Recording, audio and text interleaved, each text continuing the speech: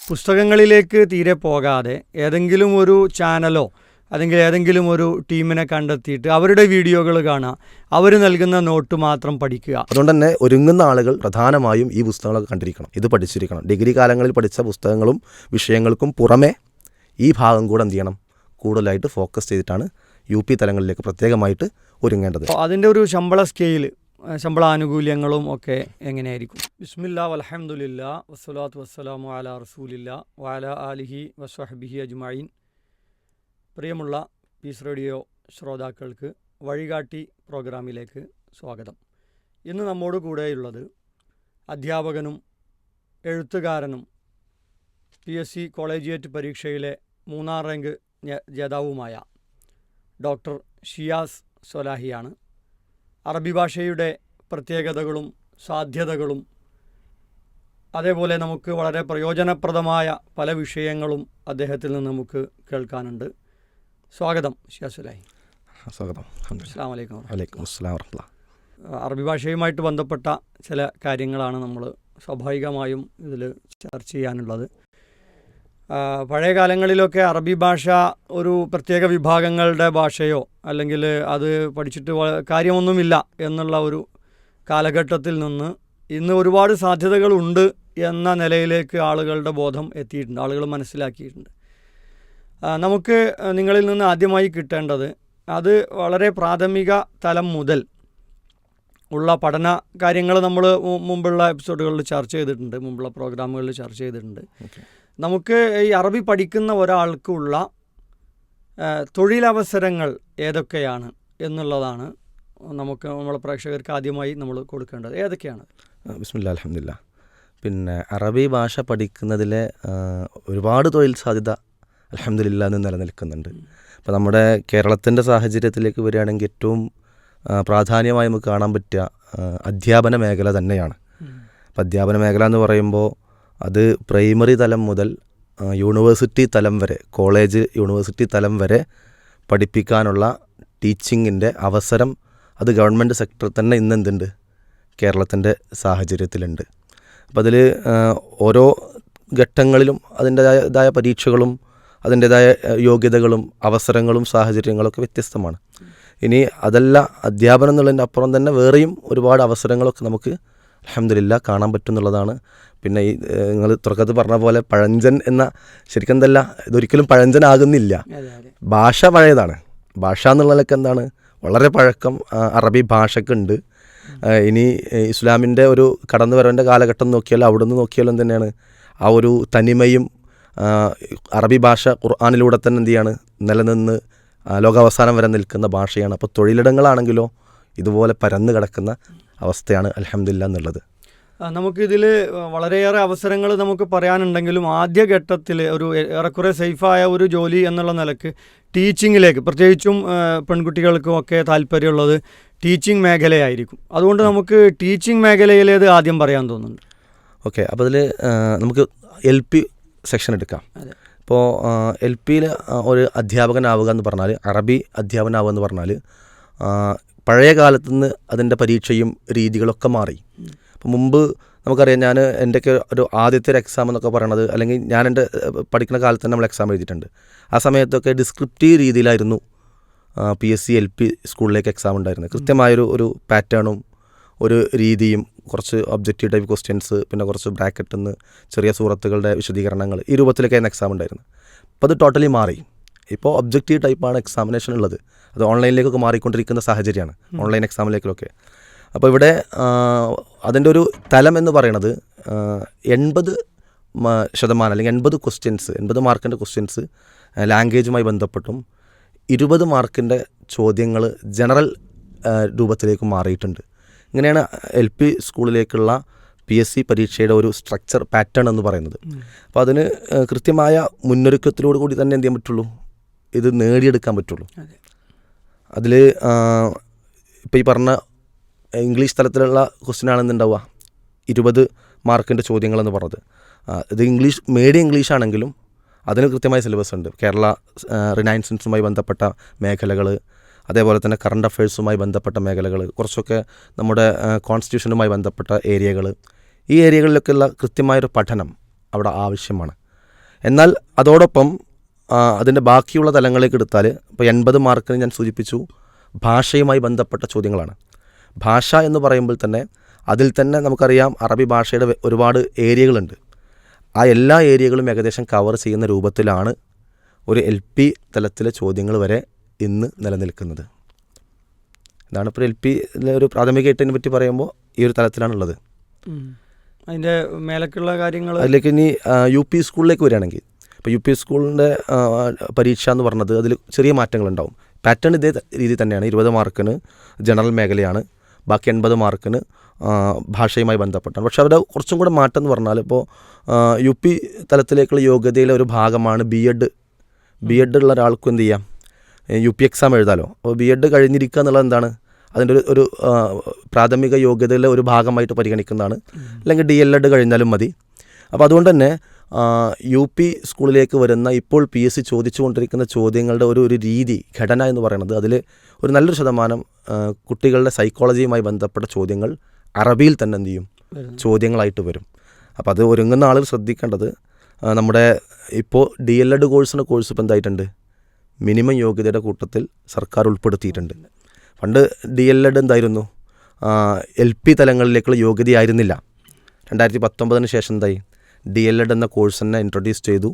നിലവിലുണ്ടായിരുന്ന കോഴ്സിൻ്റെ പാറ്റേൺ മാറ്റി അത് പ്രൈമറി തലത്തിലേക്കുള്ള ജനറൽ DLED പോലെ തന്നെ പ്രത്യേക കോഴ്സുമായിട്ട് ഫോം ചെയ്തെടുത്ത് അപ്പോൾ അതാണ് DLED സെൻറ്ററുകൾ നടന്നുകൊണ്ടിരിക്കുന്നത്. അപ്പോൾ അതുകൊണ്ട് തന്നെ അവിടെ പഠിപ്പിക്കുന്ന പുസ്തകങ്ങളുണ്ട് സൈക്കോളജിയിലും അതേപോലെ ഈ പറഞ്ഞ അറബി ഭാഷയുമായി ബന്ധപ്പെട്ട മേഖലകളിലും. ആ തലങ്ങളിൽ ചോദ്യങ്ങൾ കൂടുതലായിട്ട് ക്വസ്റ്റ്യൻ പേപ്പറിൽ കാണുന്ന ഒരു അവസ്ഥയുണ്ട്.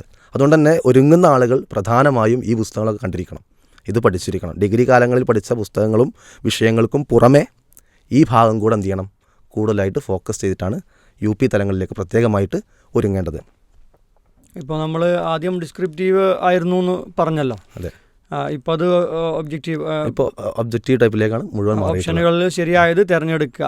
അതിൽ പലരും ചിന്തിക്കും ഇപ്പോഴത്തെ രീതി ആയിരിക്കും ഒന്നുകൂടി എളുപ്പം എന്നുള്ളത്.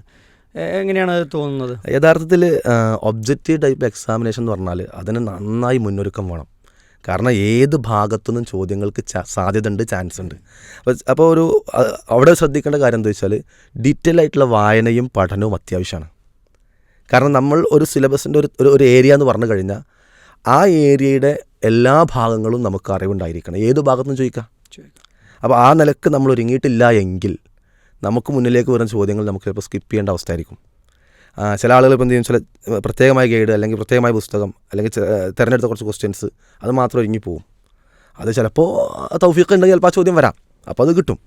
പക്ഷേ ശരിക്കും പരീക്ഷയ്ക്ക് ഒരുങ്ങുന്ന ഒരു വിദ്യാർത്ഥി ചെയ്യേണ്ട എന്താണ്, സിലബസ് മുന്നിൽ വെച്ച് നോക്കിയിട്ട് അതിൽ ഉള്ള എല്ലാ ഭാഗങ്ങളും കവർ ചെയ്യുക എന്നുള്ളതാണ്. അപ്പോൾ അതിൽ ഒരു കാര്യം കൂടി സിലബസിൻ്റെ ഭാഗത്ത് ആഡ് ചെയ്യണം തോന്നുന്നത്, പാഠപുസ്തകം ഒരു സിലബസാണ്. അത് വളരെ ശ്രദ്ധിക്കണം. ചിലപ്പോൾ എന്ത് ചെയ്യില്ല, നമ്മൾ പല കോച്ചിങ് ക്ലാസ്സുകളോ അല്ലെങ്കിൽ ഗൈഡുകളോ കണ്ടിട്ട് വായിക്കുമ്പോൾ ഇത് ചിലപ്പോൾ ശ്രദ്ധിക്കില്ല. പ്രത്യേകിച്ച് ഇപ്പോഴത്തെ പാഠപുസ്തകങ്ങളൊക്കെ മാറിയിട്ടുണ്ട്, പുതിയ പാഠപുസ്തകങ്ങൾ വന്നിട്ടുണ്ട് സ്കൂളിൽ. അപ്പോൾ 1 മുതൽ 8 വരെയുള്ള പാഠപുസ്തകങ്ങളാണ് LP UP തലങ്ങളിൽ ചോദ്യങ്ങളായിട്ട് വരാൻ സാധ്യതയുള്ളത്. അതിൻ്റെ ഹാൻഡ് ബുക്കുകൾ, അതിൽ പറയുന്ന എല്ലാ മേഖലകളും അറിയണം. പ്രത്യേകിച്ച് ഇപ്പോൾ ചില അറബി ഒറിജിൻ കവിതകളൊക്കെ ഉൾക്കൊള്ളിച്ചിട്ടുണ്ടെങ്കിൽ അതിൻ്റെ കവി ആരാണ്, അയാളുടെ ഒരു ജീവിത സാഹചര്യം എന്താണ്, പിന്നെ അതിലുള്ള ചില ടേമുകൾ ഇത് മനസ്സിലാക്കണം. ഇതാണ് ഒരു പ്രത്യേകമായി ശ്രദ്ധിക്കേണ്ട ഒരു മേഖല. മറ്റൊന്ന്, ഇതിലേക്ക് കടന്നു വന്ന ഒരു ചോദ്യ പാറ്റേണാണ് ട്രാൻസ്ലേഷൻ എന്നുള്ളത്. ഇപ്പോൾ LP തലങ്ങളിലും UP തലങ്ങളിലും ഇനി ഹൈസ്കൂൾ തലങ്ങളിലേക്ക് വന്നാലൊക്കെ അതിൻ്റെതായ രൂപത്തിൽ ട്രാൻസ്ലേഷൻ രീതികൾ വന്നിട്ടുണ്ട്. ഇപ്പോൾ ഒരു സെൻറ്റൻസ് കൊടുക്കും, ഒരു ഇബാറ കൊടുക്കുന്നു, അതിനനുയോജ്യമായ ട്രാൻസ്ലേഷൻ എന്താണ് എന്ന് എന്ത് ചെയ്യുന്നു, ഓപ്ഷനിൽ വരുന്നു. നമ്മളെ സംബന്ധിച്ചിടത്തോളം എല്ലാം ഒരുപോലെ നമുക്ക് തോന്നും. പക്ഷേ ഇവിടെ ശ്രദ്ധിക്കേണ്ട എന്താണ്, ആ ഒരു ജുംലയുടെ അതിൻ്റെ ആശയം നമുക്ക് മനസ്സിലാക്കാൻ പറ്റണം, പദത്തിൻ്റെ അർത്ഥം മനസ്സിലാക്കാൻ പറ്റണം. ചിലപ്പോൾ പദാനുപദ ട്രാൻസ്ലേഷൻ ആവില്ല ആ ജുംല കൊണ്ട് ഉദ്ദേശിച്ചത്, അതിൻ്റെ ഉദ്ദേശമായ ആശയമായിരിക്കും അവിടെ ട്രാൻസ്ലേറ്റ് ചെയ്യേണ്ടി വരിക. അപ്പോൾ അതിലുള്ള ഒരു പ്രാക്ടീസും കൂടെ എന്ത് ചെയ്യണം, ഈ മേഖലയിൽ നമ്മൾ നടത്തേണ്ടതുണ്ട്. ഇതാണ് ഇപ്പോൾ ഒരു LP UP തലങ്ങളിൽ ശ്രദ്ധിക്കേണ്ട ഒരു പ്രധാനപ്പെട്ട കുറച്ച് ഏരിയകൾ. ഇനിയിപ്പോൾ നമ്മൾ ഹൈസ്കൂള് രംഗത്താണ്, ഹൈസ്കൂൾ ഹയർ സെക്കൻഡറി. അതെ. പിന്നെ ഹൈസ്കൂളിലേക്ക് വരുമ്പോൾ ഒന്നും കൂടെ ക്വസ്റ്റ്യൻസിൻ്റെ സ്വഭാവങ്ങൾ മാറും, പാറ്റേൺ ഈ പറഞ്ഞ പോലെ 80-20 തന്നെയാണ്. പക്ഷേ ചോദ്യങ്ങളുടെ സ്വഭാവങ്ങൾ മാറും. അതിൽ പ്രത്യേകമായിട്ട് ഇപ്പോൾ ഹൈസ്കൂളിലെ മാറ്റങ്ങൾ എന്ന് പറയുന്നത് ഒന്ന് സൈക്കോളജി പാർട്ട് ഒന്നും കൂടെ എന്തായി, അഡോളസൻസിൻ്റെ കൗമാരപ്രായത്തിലുള്ള കുട്ടികളെയാണ് ഒരു ഹൈസ്കൂൾ അധ്യാപകൻ കൈകാര്യം ചെയ്യേണ്ടത്. ചൈൽഡ് സൈക്കോളജി വിട്ട് അതെ. അപ്പോൾ അവിടെ വരുമ്പോൾ നമ്മുടെ മുന്നിലുള്ള കുട്ടി ഒരു കൗമാരപ്രായത്തിലുള്ള കുട്ടിയാകുമ്പോൾ ആ കുട്ടി അഭിമുഖീകരിക്കുന്ന വിഷയങ്ങൾ, ആ കുട്ടിയുടെ മാനസിക അവസ്ഥകൾ, ഇത് പരിഗണിച്ചുകൊണ്ടുള്ള ചോദ്യങ്ങളായിരിക്കും അതുണ്ടാവുക. അതിൽ തന്നെ ഈ പറഞ്ഞ പോലെ ജനറൽ ഭാഗത്തും കുറച്ച് ക്വസ്റ്റ്യൻസ് വരും. അതേപോലെ തന്നെ അറബി ലാംഗ്വേജിലും എന്ത് ചെയ്യും, BEd കാലത്തുള്ള കുറച്ച് ക്വസ്റ്റ്യൻസ് എന്ത് ചെയ്യും അവിടെ ചോദിക്കും. പിന്നെ അതിലൊരു ചെറിയൊരു മാറ്റം എന്ന് പറയുന്നത് ഹൈസ്കൂൾ തലത്തിൻ്റെ ക്വസ്റ്റ്യൻ പേപ്പർ എടുത്ത് നോക്കിയാൽ അതിൽ ഒന്നുകൂടെ കോംപ്രഹെൻസീവ് ക്വസ്റ്റ്യൻസ് ഉണ്ടാവും. ഇപ്പോൾ ഒരു വലിയൊരു പാരഗ്രാഫ് കൊടുക്കും, അതിന്ന് കുറച്ച് ക്വസ്റ്റ്യൻസ് ചോദിക്കും. അവിടെയും ഒറ്റ നോട്ടത്തിൽ നമുക്ക് തോന്നുന്നത് എന്താണ്, ഇതിൻ്റെ ആൻസർ A ആയിരിക്കാം, അല്ലെങ്കിൽ B ആയിരിക്കാം, ഒന്നും കൂടെ വായിച്ചാൽ ചിലപ്പോൾ C ആയിരിക്കാം, പിന്നെ ഒന്നും കൂടി വായിക്കാൻ D ആണെന്ന് തോന്നിപ്പോവും. അപ്പോൾ കൃത്യമായിട്ട് ആ പാരഗ്രാഫ് നമ്മൾ വായിച്ച് ഗ്രഹിച്ചിട്ടാണ് അതിൻ്റെ ആൻസർ നമ്മൾ കണ്ടെത്തേണ്ടത്. ഇതാണ് ഹൈസ്കൂൾ തലങ്ങളിൽ. ഇനി ഹയർ സെക്കൻഡറിയിലേക്ക് എത്തുമ്പോൾ ഹയർ സെക്കൻഡറിയുടെ ക്വസ്റ്റ്യൻസ്, ഇപ്പോൾ ഹയർ സെക്കൻഡറിയിൽ കുറച്ച് ഡിലേ ആണ് അതിൻ്റെ PSC കാര്യങ്ങളും മറ്റൊക്കെ. എങ്കിലും തൊട്ടടുത്തൊരു ഹയർ സെക്കൻഡറി കൂടി പ്രതീക്ഷിക്കാൻ, ലയനോ മറ്റു സർക്കാർ തലങ്ങളിൽ എന്തൊക്കെ വരുന്നു എന്നുള്ളത് നമുക്ക് എന്ത് ചെയ്യാൻ കഴിയില്ല, ഒരിക്കലും പ്രതീക്ഷിക്കാനോ പ്രഡിക്റ്റ് ചെയ്യാനോ നമുക്ക് കഴിയാത്ത സാഹചര്യമാണ്. എങ്കിലും ഹയർ സെക്കൻഡറിയിലും നമ്മൾ എന്ത് ചെയ്യണം, കൂടുതലായിട്ട് ഫോക്കസ് ചെയ്തിട്ട് നമ്മൾ ഒരുങ്ങേണ്ടതുണ്ട്. ഒരുക്കം തന്നെയാണ് വേണ്ടത്.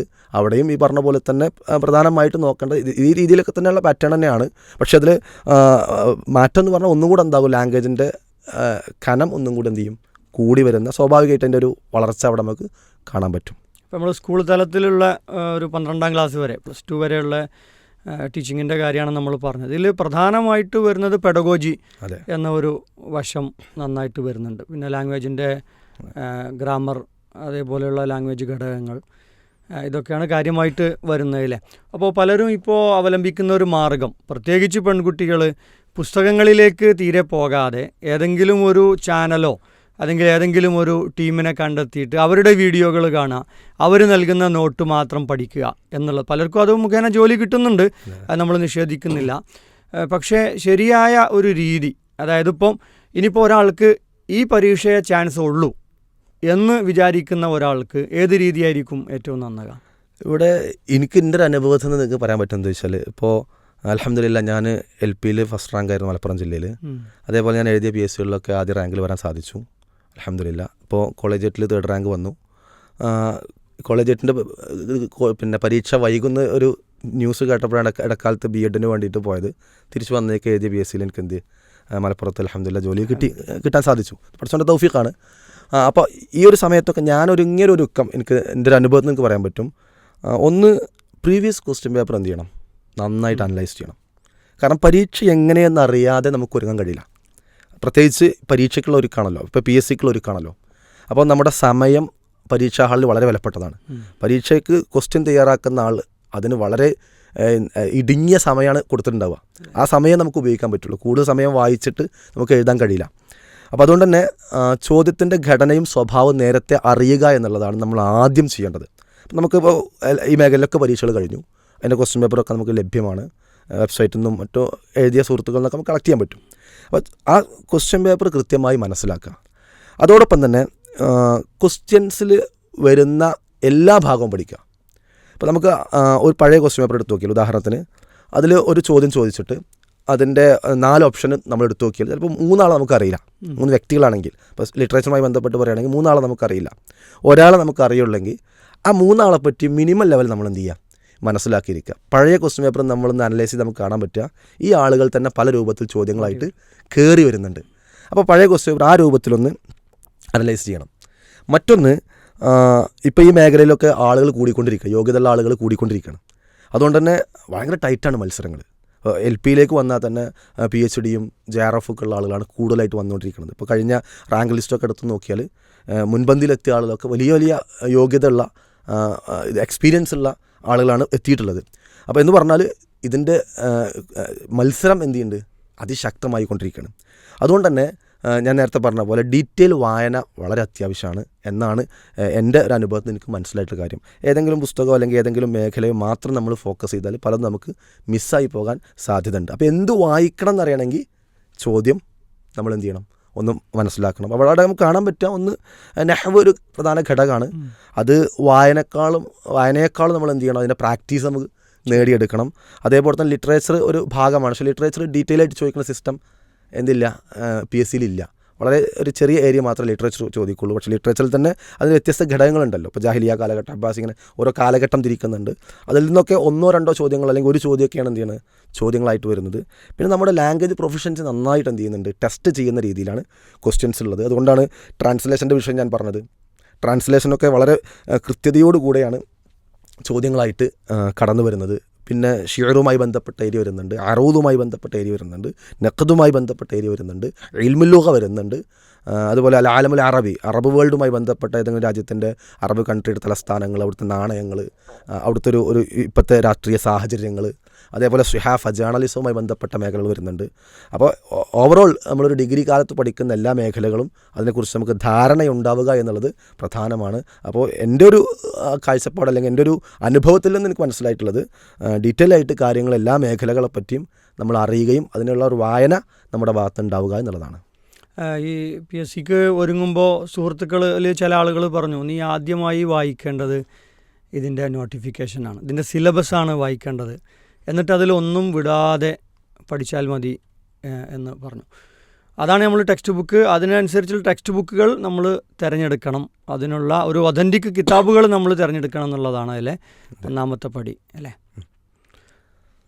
ഇപ്പം നമ്മൾ ഇനി അടുത്ത ഒരു ഘട്ടത്തിലേക്ക് നമുക്ക് പോകേണ്ടത്, ഇപ്പോൾ നമ്മൾ സ്കൂൾ തലത്തിലുള്ളത് കഴിഞ്ഞു, ഇനി അടുത്തൊരു ഘട്ടത്തിൽ സാധ്യതകൾ ടീച്ചിങ് ലെവലിൽ എന്തൊക്കെയാണുള്ളത്?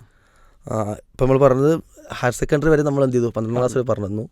ഇനി ഇതിൻ്റെ മുകളിലേക്ക് നമ്മൾ പോകുമ്പോൾ കോളേജ് തലത്തിലാണ് നമുക്ക് ഏറ്റവും നല്ല സാധ്യതയുള്ള ഒരു മേഖല തന്നെയാണ് കോളേജ് തലത്തിലെ PSCക്ക് തയ്യാറെടുക്കുക എന്നുള്ളത്. ഇപ്പം നിലവിൽ ഒരു റാങ്ക് ലിസ്റ്റ് ഉണ്ട്, എന്നാൽ ഉടനെ തന്നെ അതിൻ്റെ ഒരു നോട്ടിഫിക്കേഷൻ വരാനുള്ള സാധ്യത നമ്മൾ കാണുന്നുണ്ട്. ഇപ്പോൾ കോളേജിയറ്റിൽ അതിലേക്കുള്ള ഒരു ഒരുക്കം ഈ പറഞ്ഞ പോലെ തന്നെ ഇപ്പം 12ാം ക്ലാസ് വരെ +2 വരെ പറഞ്ഞത് എന്തായിരുന്നു, ഒബ്ജക്റ്റീവ് ടൈപ്പ് ആയിരുന്നു.